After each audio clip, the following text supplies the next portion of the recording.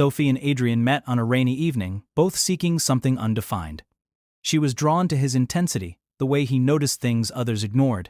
A nervous gesture, a quiet word, a fleeting look. He admired her confidence, her sharp mind, her vulnerability hidden beneath layers of self-protection.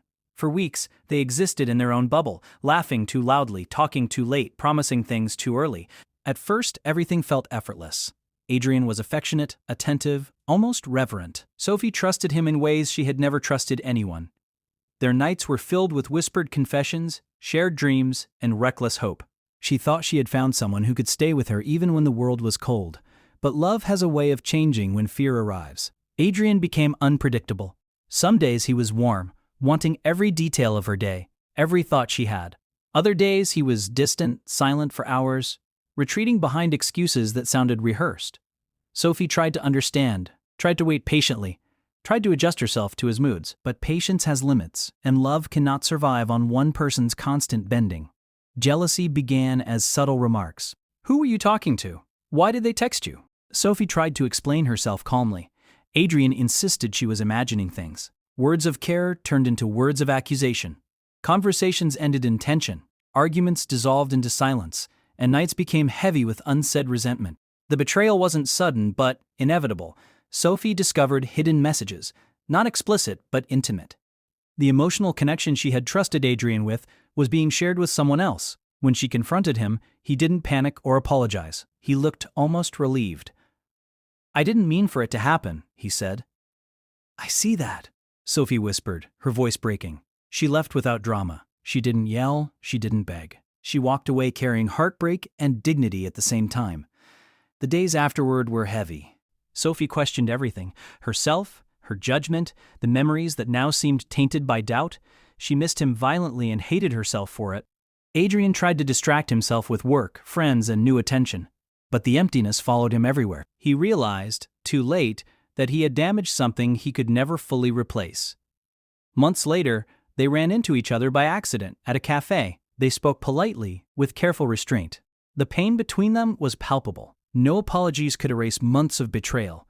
No words could rebuild trust that had been broken. They parted again, silently. Not because they didn't love each other, but because love without respect destroys. And sometimes, the bravest choice is not to return. Sophie and Adrian's story began the same way. Intensely, recklessly, with a passion neither fully understood. Their love was intoxicating, all-consuming, a rush they mistook for permanence. But when betrayal and distance entered, they both learned the hardest lesson. Love alone is never enough. Sophie left first. She left to save herself, to preserve what remained of her dignity. Adrian was left alone to face the consequences, the emptiness, the guilt, the realization of what he had almost destroyed. He sought therapy, reading, reflection, confronting every pattern of fear, control, and avoidance he had carried. It hurt. Every lesson was painful. Every truth required courage he had avoided for too long. A year passed. When they met again, there was no drama, no fireworks, only a quiet tension filled with history. They spoke hesitantly at first, words measured, intentions unclear. But truth had weight. "I hurt you," Adrian said softly, the honesty in his voice breaking the old tension. "I stayed when I shouldn't have," Sophie admitted. They didn't rush back into love. They rebuilt it, slowly, intentionally. Dates became long conversations, full of honesty. Boundaries were respected, not ignored. When fear or doubt appeared, they addressed it immediately. Old habits were recognized and corrected together. Trust returned one brick at a time. Over months, love changed. It became quieter, safer, more deliberate. There were no dramatic gestures, only presence, consistency, and mutual effort.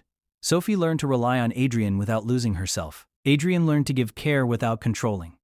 When he proposed, it was understated. No grand spectacle, no rush, no fantasy.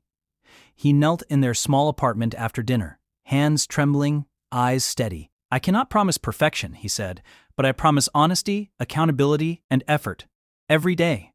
Sophie smiled, tears brimming, because this time she trusted herself to love him without fear. They married quietly on a rainy afternoon, surrounded by friends and family who had watched their journey. The vows were not grand, but deeply real. They promised to keep communicating, to keep trusting, to keep choosing each other. Their marriage did not erase the pain of the past, but it marked the start of a love that could survive, because both had grown. Both had changed. Both had chosen each other consciously, without illusions. Some love stories survive not because they never break, but because both people are willing to rebuild, to grow, and to stay.